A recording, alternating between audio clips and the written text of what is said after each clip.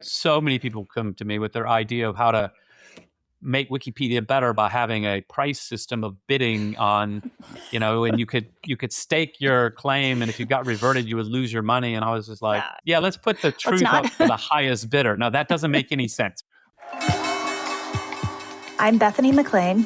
Did you ever have a moment of doubt about capitalism and whether greed's a good idea? And I'm Luigi Zingales. We have socialism for the very rich, rugged individualism for the poor.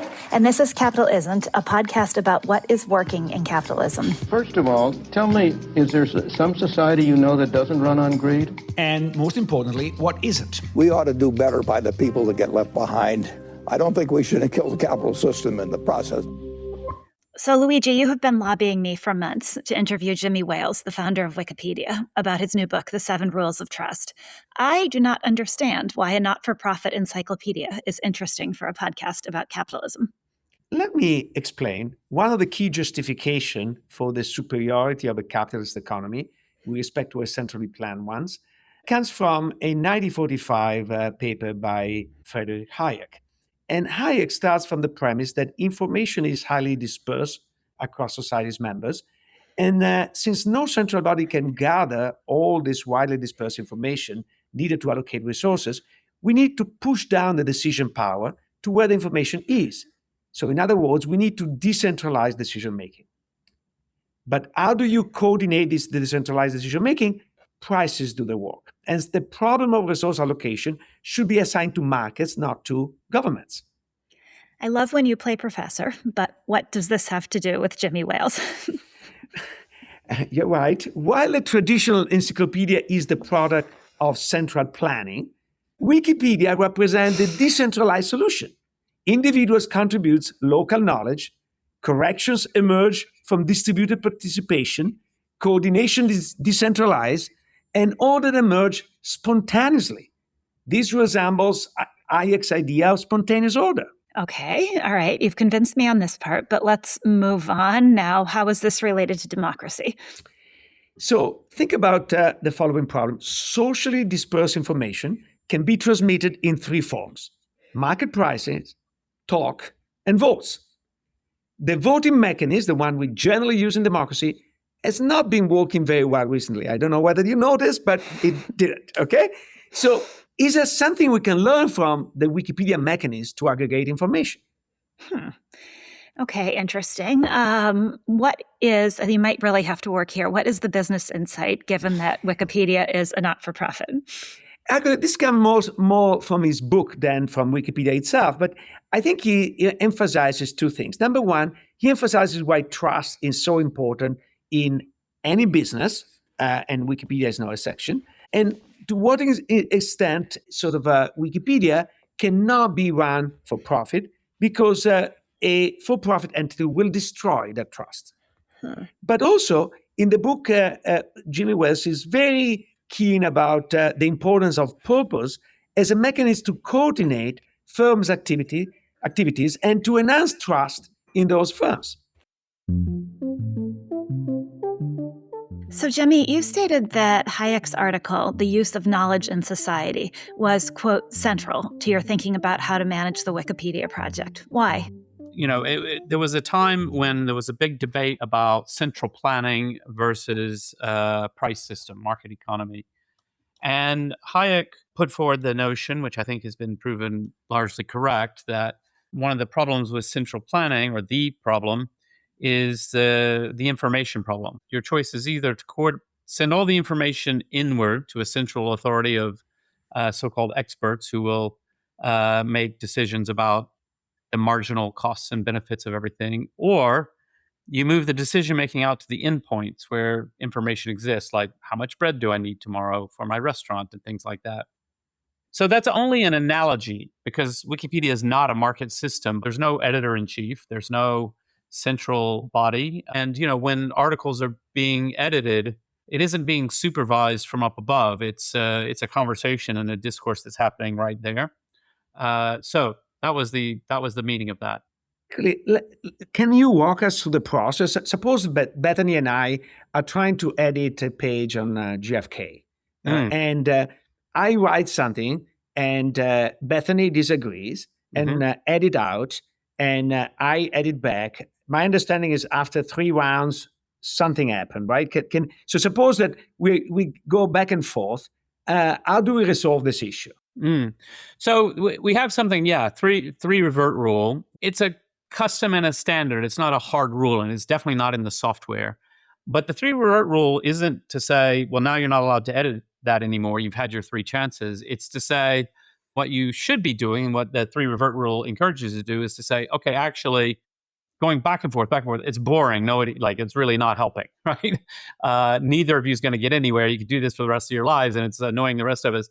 Instead, what we say is no, come on, let's talk about a compromise. What are the things? What is the common ground you might have? What is the thing that we might step back from this and say, okay, actually, what we do agree on is this. Okay, let's write that, and let's try to be productive in our conversation to try to reach some kind of collaborative compromise. But suppose that I claim that JFK had sex with 25 women, and Bethany thinks they're actually 26. Okay, and I cite a Breitbart, and she is more educated. She cites the New York Times. Yeah. How do we resolve this dispute? Well, I mean, this would be where we look into questions of consensus and questions of what does the more broader community think? We have standards on sourcing, which people will rely on to say, well, actually, for obvious reasons, not every source in the world is exactly the same as every other source in the world. Some are higher quality, some are lower quality. Probably just being empirical about what would likely happen is people would say, well, hold on, let's take a look at more sources. And so then some very nerdy person would go out and say, well, actually, here's the 7 different books about JFK's life by prominent historians. They've all got the number as 25. The only claim of 26 was only surfaced in Breitbart last year, and they didn't actually give any evidence or reason. So probably it's an error in Breitbart. Probably, I don't know. Maybe maybe they've got an agenda. I don't know who they're claiming JFK slept with. It's got them excited. But in a case like that, the question is, how do we determine consensus as opposed to unanimity and as opposed to majority? So one of the things that we try really hard not to do is to vote. Voting is very problematic because voting is gameable. People can go out on the internet and say, oh, look what the terrible Wikipedians are doing. Come on, everybody, let's go in and we'll outvote them. But consensus and determining consensus is obviously, there's a bit of ambiguity there, right? It doesn't mean 60% plus 1. It doesn't mean it's kind of the preponderance of the arguments and the debate. But you are focusing on a part of Wikipedia where there is this kind of looseness to it, in the sense that there is no rule. And part of the reason that there is no specific number you need to get 60% plus 1 is the context can change so widely. So sometimes you say, well, actually, we're about to make quite a controversial claim. We better have really strong consensus for that. Or this actually isn't that important one way or the other. So actually, if it's a slight majority, maybe we'll go with that. And other people are like, yeah, it's not that important. So, and then, some of these debates go on for a long time. And if people are reasonable, it normally works out okay. And if they're not reasonable, then it ends up with the arbitration committee or whatever it might be to say, actually, let's figure out exactly what we're going to do here. How has doing this made you think differently about truth? I mean, do you think there is generally a truth, or do you think that truth is more complicated than you ever would have imagined before you went down this road?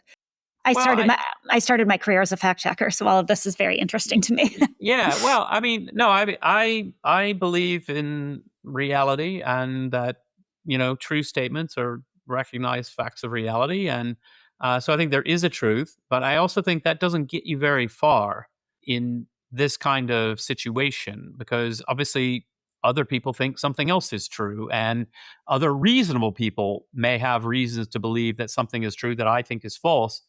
And so if we're trying to write an encyclopedia, then you have to have a spirit of humility and a spirit of kindness to say, okay, actually, I know a lot about this, and this is definitely the case, but I also can recognize there is this other competing view. and people are putting forward evidence for it. I'm not persuaded by the evidence, but it's actually not a completely insane thing to say. And therefore, the article needs to reflect the state of the debate. Well, it turns out, even if we disagree, we can fairly characterize the debate. That's quite common. If we think about, an issue in economics, like what is the impact of minimum wage laws on employment? Okay, maybe we're never going to agree about that, but we could probably do a good job of characterizing, here's the evidence, here's the state of the debate amongst experts, here's some of the public discourse around that. Well, that's what an encyclopedia should do. And that doesn't mean that we are adopting an idea that, oh, none of these is true, or who knows, right? And it also doesn't mean, my favorite example of false neutrality is, the moon. Some say rocks, some say cheese. Who knows? That isn't neutrality. Whereas, there are plenty of issues where, I may have a very strong view myself, but I also can sort of plausibly recognize that, oh, okay, actually, in an encyclopedia article, you should be more broad than that. So Wikipedia showed that large-scale knowledge production can occur in a decentralized, coordinated fashion, only in the presence of rules, norms, and some governance mechanisms. Can this idea be applied in other areas? I mean, yeah, I think it definitely does. And I think we definitely see this in a lot of the processes and traditions and procedures of academic research. It's decentralized knowledge production because they're all independent researchers who have their own minds and have this. There are debates that rage on for years in order to try and make that a productive thing and not just, people yelling at each other. There's journals with standards and you try and get published and so on and so forth. And hopefully those journals have a spirit of inquiry and curiosity and are occasionally willing to, publish something that's unusual and surprising and dissenting, because that's part of progress. And sometimes it turns out it was not correct, but that's okay. It's part of the process. And so I think this has always been how we as humans do progress knowledge. We progress through dialogue, discourse, through reasoned reflection and so forth. That process can be well managed or badly managed. It can work well or poorly. The highly politicized Soviet encyclopedias were kind of full of nonsense and in parts because nobody was willing to take the political risk to challenge orthodoxy and so on and so forth. We need to preserve processes that actually tend to produce better results. In some ways, obviously, Wikipedia is very anti-capitalist. And yet when you began talking about Hayek and the sort of core idea of the market in sourcing information, in some ways, it's also very capitalist. So do you ultimately think of it as a capitalist project or a non-capitalist project? Well, I would go with non-capitalist rather than anti-capitalist. Okay. Certainly isn't anti-capitalist. The way Wikipedia works, as I say, the analogy to thinking about a price system and the distribution of knowledge in society and information and is really just an analogy because, and in fact, actually one of the reasons I sort of bristle at the comparison to blockchain is like during the boom of blockchain, so many people come to me with their idea of how to make Wikipedia better by having a price system of bidding on, and you could stake your claim, and if you got reverted, you would lose your money. And I was just like, let's put the truth up for the highest bidder. No, that doesn't make any sense, right? That's not a process that leads to truth. It's a process that leads to, a reasonable production of bread. So it's sort of outside of that system, but kind of in the same way that Christmas dinner with your family is kind of outside the system, right? That it isn't anti-capitalist, it's not pro-capitalist, it's just dinner with your family, and there's relationships and there's, and if you, as many economists are slightly prone to do, really kind of force yourself to view everything through the lens of exchange of value, and you think, well, no, actually, my mom is paying for her dinner when she comes to my house for Christmas dinner by saying nice things to the kids, like, that literally isn't how it works at all. Like that's way too homo economist, like nonsense. And so a lot of Wikipedia is just a bunch of nerds who love writing and talking about their nerd specialty subjects. And, there's no market element to it at all. And there's no money element at all. And then, other aspects of it obviously do exist within the capitalist system. We need servers. And so we have to get some money and buy the servers and things like that. That's obviously part of the system. But also, a lot of people may turn to Wikipedia for educational reasons, and they want to get a college degree. And why do they want to get a college degree? Because they want to get a better job and all of that kind of stuff. So it's like, depending on the level you look at, obviously you could say it's part of capitalism, sort of. Yeah. I appreciate what you said, especially about the Christmas dinner. But I appreciated the note on Homo economist. Sorry, yeah. Luigi. No. I think he's absolutely right. This said, Wikipedia is embedded in a capitalist world, and we know that companies spend billions on lobbying, and they're certainly ready to pay millions to have their own Wikipedia page beautified because it impacts their reputation. How can you prevent this from happening? Yeah, so I mean, as it turns out, I don't think they're willing to pay millions for it. I mean, there are definitely people out there who try to hire PR people to help with their Wikipedia page. And the community, I think it's really important that, so a lot of times in online discourse, like when people are talking about YouTube or something like this, they talk about the YouTube community, but I would argue there isn't really a YouTube community. There are communities of YouTubers who happen to know each other and sections of YouTube where people have made friends and all that. But what I mean by the Wikipedia community is not just everybody that randomly shows up and makes one edit. I mean the people who are discussing the policies, who are enforcing, who are thinking about it all the time, who are really active, that those people are healthy, happy, empowered to make decisions and to do all of that. That's really important. And then what happens is, somebody comes in, and if they are making a contribution that fits within the parameters, like a classic type of example is a lot of companies, for example, are actually very boring and not very interesting to the Wikipedia community. And so people will come and sometimes update their entry with the latest news or whatever. We don't approve of that, but we don't consider it like a massive, huge problem. As long as they're not inserting fluffy language and things like that, probably nobody's going to really complain.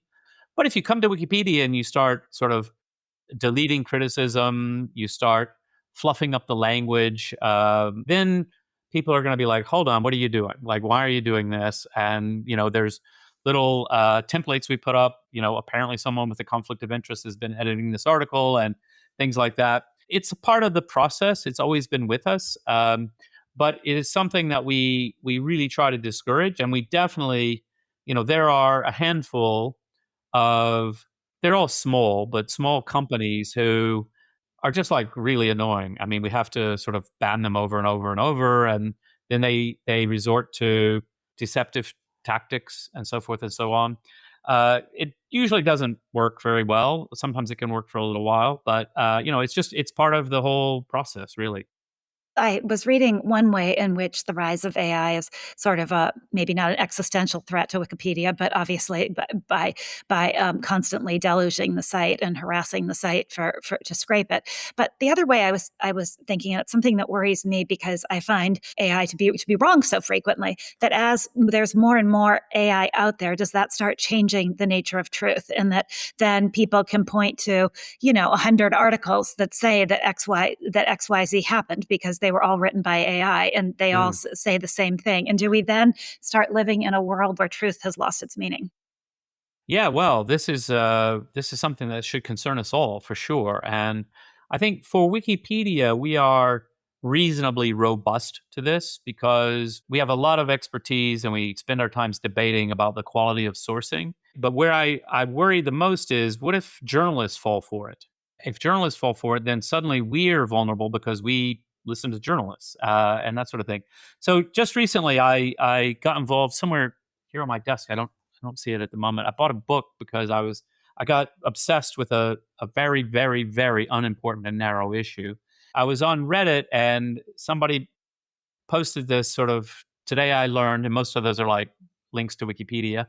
And the story was this guy who was a survivor from the Titanic later became an extra in a movie about the Titanic sinking because he wanted to go down with the ship twice. It's a cute line, And I was like, oh, that's amusing. And then I went, followed the link to read about this guy in Wikipedia. And I read this story and I was like, this doesn't really have a good source. So I started digging in more and more and more. I eventually, after a lot of work, I found the source. I was very excited, but then I looked at it more carefully and it was an excerpt from a novel. And a novel had been written as if it were a news report. And it was a biography, and it talked about this as a side note. And so what clearly happened is some Wikipedian had sort of seen that, thought it was a source. Story, if you Google it, the story is repeated on hundreds of websites. It's just not true. Probably our fault. But I was still like, I posted on the topic. I was like, I'm still not sure, but I'm gonna. There's only one place left where the story might be, and I bought that book, and and it's not in that book, and I'm like, okay, I'm convinced. But if somebody can find a source, great. It's not like I proved it was false. I just say there's no source. It seems unlikely. It seems like the only source is this novel. Actually, it's on my agenda to try and find the author of the novel and say, did you just make it up? Or is there actually a source? But anyway, I don't know how I got on that whole rant. It's like my boring story of how I edit Wikipedia sometimes. But in a lot of the LLM model have been trained on Wikipedia text. Yeah. And first of all, I would like to know, are you proud or are you angry about this? But second, now they start to be trained on more product of LLM models, so it becomes more self-referential. This becomes really a problem. As you said, if the so-called legitimate sources accept some of that, then they're spreading misinformation everywhere. Yeah, no, I completely agree. So yeah, we're not mad about it. I mean, there's certain beefs we have with overcrawling our site and things like that, but it is freely licensed. It's a gift to the world, and I'm actually happy on a certain level. I think we would be in big trouble if AI were only trained on Twitter. It would be a very stupid and angry AI. But I do think that if AI is training on the output of AI, there's not really a corrective mechanism in a technology that already isn't that good at having a corrective mechanism anyway. It just predicts the next token and so on and so forth. And I suspect the companies are well aware of this, and they're sort of thinking hard about how to be careful about that, because it doesn't do them any good to have an AI that spits nonsense because it read nonsense that it wrote itself. I actually think what is interesting, because there's this idea of synthetic content being used to train. So one of the things that the large language models are really good at is coding. And one of the reasons is that with coding, the software either runs or it doesn't. That isn't necessarily true in lots of areas of life. It's like, what is the correct moral argument for such and such? Like, there's not a really, it's sort of like what we've been talking about. There's a lot of things in life that are complex and debatable, and there is no simple one answer that we can just go, yep, the AI is doing well because it got that answer right. Also, in areas where you could argue there probably is a class of right answers, maybe no one single right answer. So I love to cook. If you ask a large language model to produce a recipe for a chocolate cake, right? Well, there is a range of recipes that you would say, well, that's a chocolate cake at the end. There's a range that are just inedible nonsense, right? Put glue on pizza or whatever that old joke is.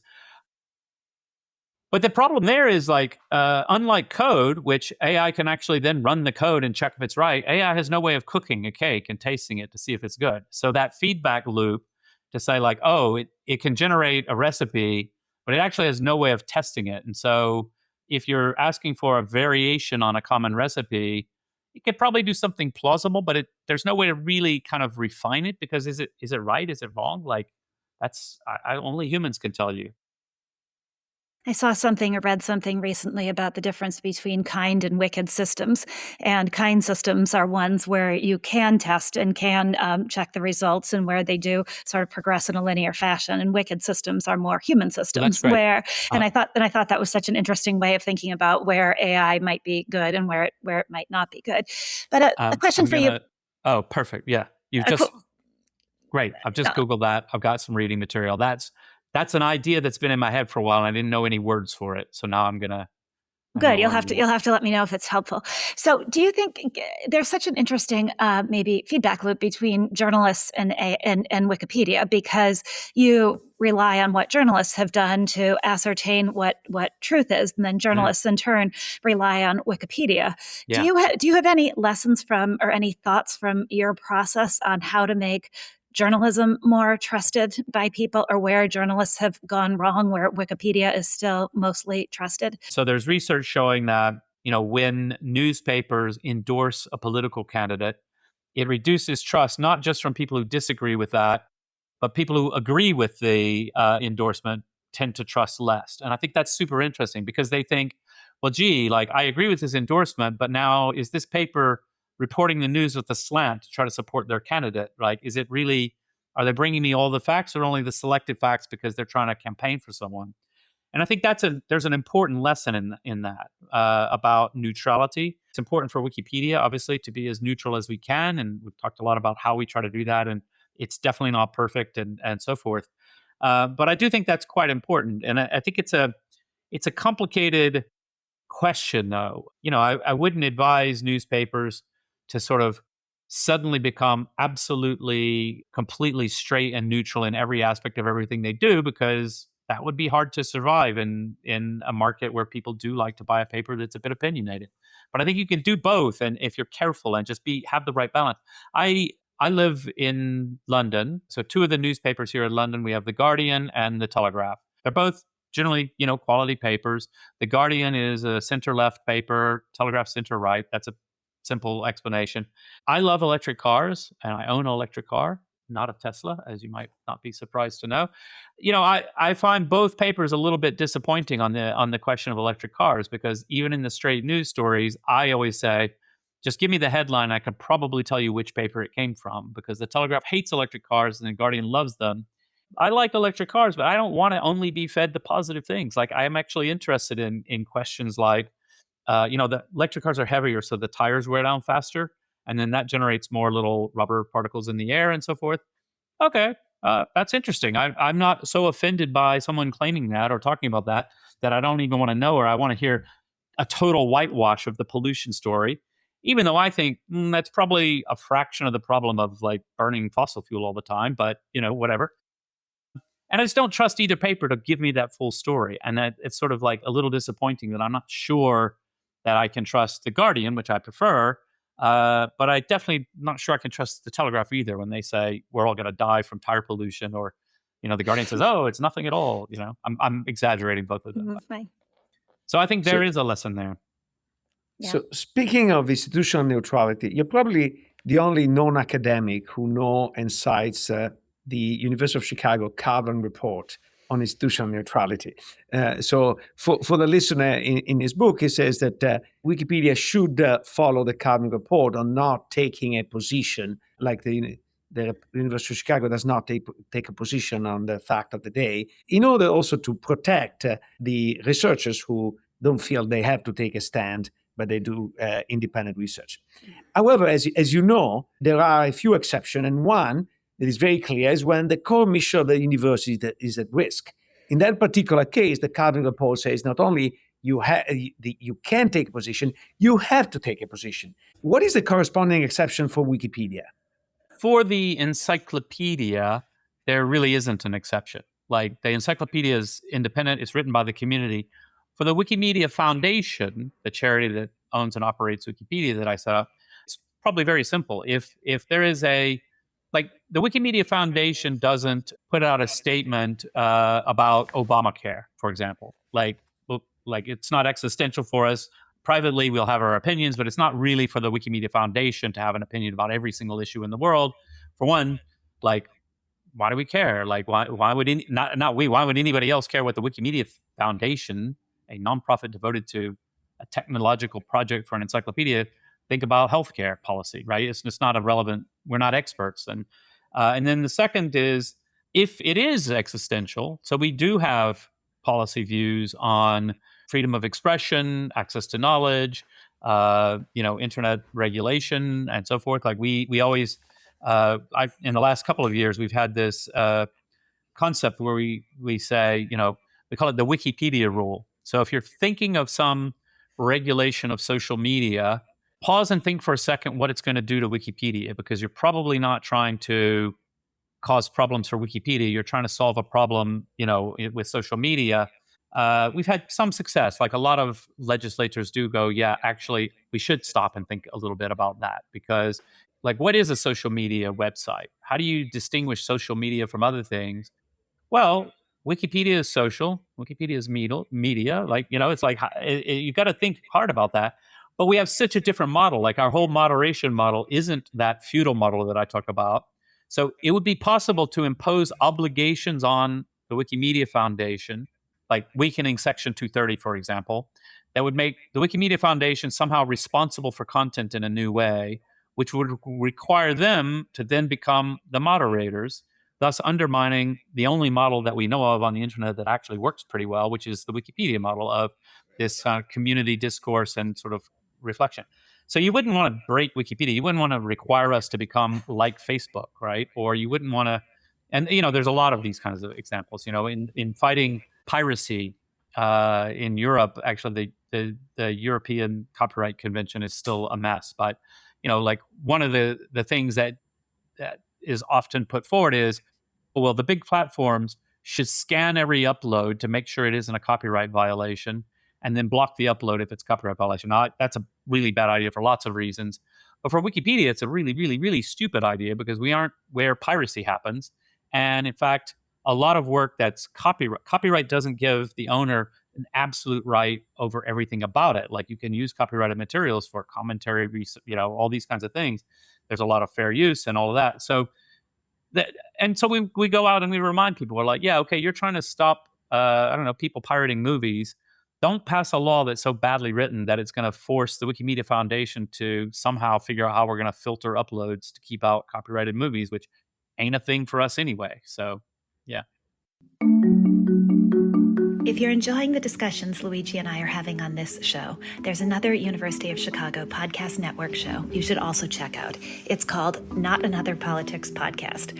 Not Another Politics Podcast provides a fresh perspective on the biggest political stories.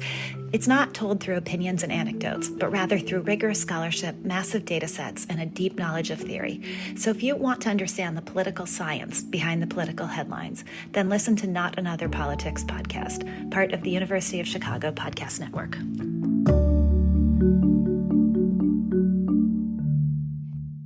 Okay, so Bethany, did I convince you at the end of this interview? I don't know. I'm still mulling over this idea of where Wikipedia sits in the spectrum of capitalism, because in some ways, per the Hayek analogy, it has capitalist mechanisms in it. But I'm not saying that very well, because obviously there's no profit motive. But it is based on the idea that central planning isn't the best way to run information. And so I think that's really fascinating. I'm not completely convinced of this idea that it couldn't be for profit without destroying trust. I think that might be the case with Wikipedia. I don't know that that has any broader relevance for business as a whole. But let me push back on a second. You know, we didn't have time to ask him this, but there is an iconic tweet that at some point somebody's saying how much Wikipedia would cost, and he said, not for sale. Honestly, the questions I did ask him is, and I think he underplayed this, and I'm actually surprised he underplayed so much, because I think that Wikipedia pages are quite important for companies. Companies will be very happy to pay money to have their stuff better, and countries will be very happy to pay money to have stuff removed. Yes. So if you add for-profit organization, really, you wouldn't be tempted to sell out? No, I agree with that. I understand that with Wikipedia in spades. I'm just not sure how relevant that is to the broader business world. That's where that's where I was quibbling. Not that it isn't incredibly important, because I see that obviously a for-profit Wikipedia would have no choice, especially if it were owned by a private equity firm, would have no choice. You couldn't miss to mention private equity. No, I couldn't. Sorry. No, but to some extent is right. I think that it's in a spectrum, right, in which not-for-profit is at one extreme and private equity is at the other extreme. Okay, And once we're debating private equity, and I offered to my friend and our former guest, Steve Kaplan, we're all getting older. And so now I want you to write down for your children when they have to put you in a retirement home. Do you want a retirement home that is run by a private equity firm, a normal for-profit firm, or a not-for-profit firm? Which one would you choose? What did he say? He did not answer the question. So I think that, to me, the answer is clear. I want a not-for-profit firm. Yeah.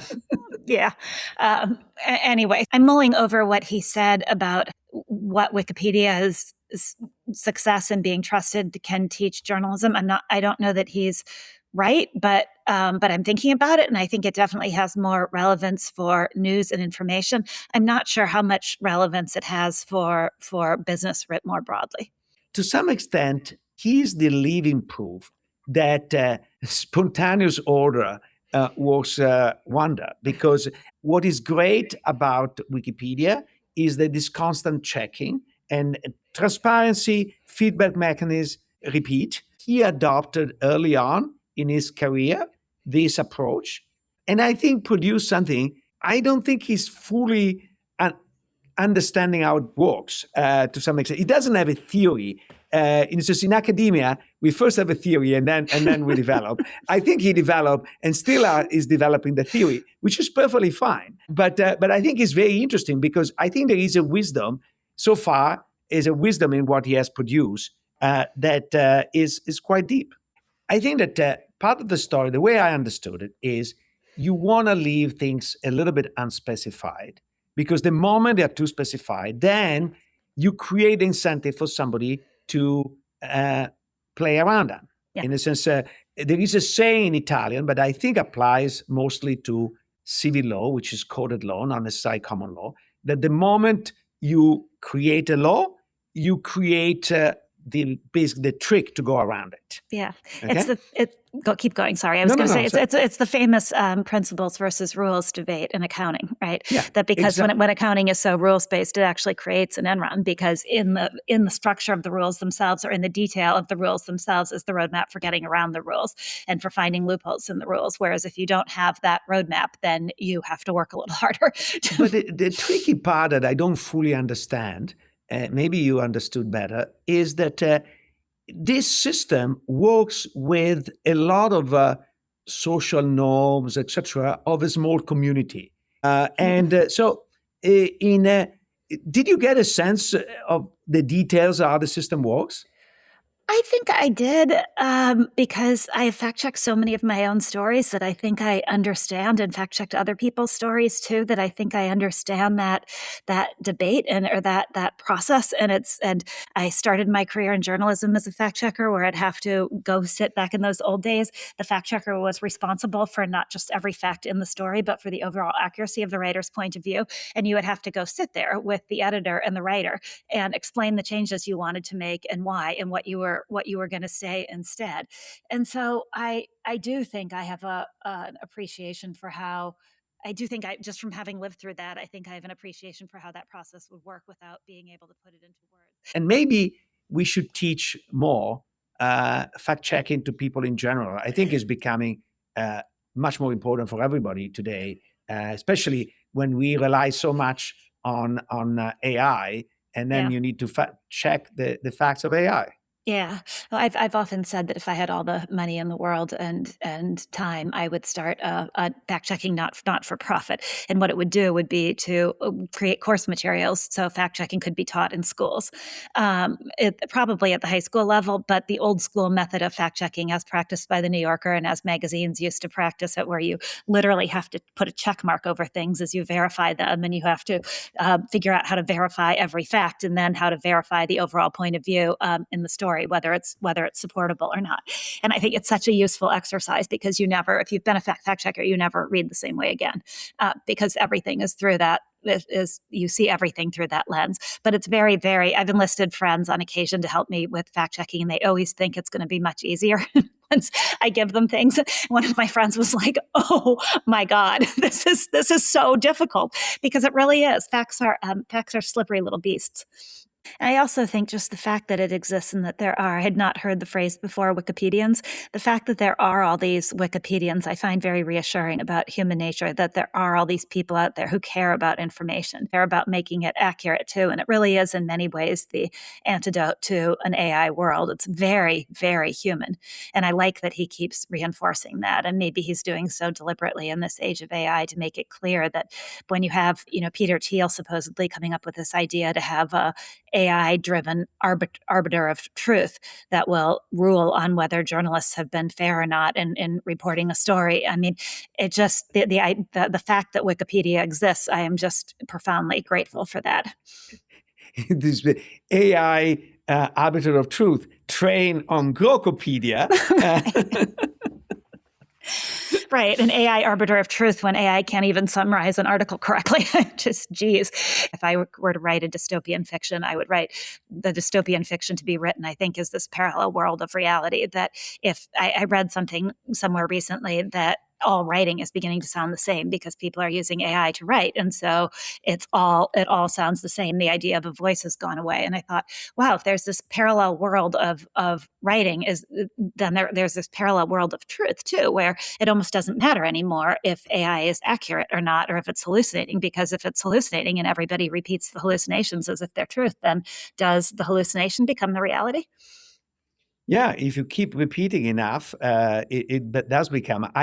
I saw a fantastic play in New York that was called Marjorie Prime, in which people start to develop a prime that repeat the thoughts of somebody who died, and they use it as entertainment. So the old mother start to use to entertain herself after the husband died, but then they start modifying the truth to make it more pleasant.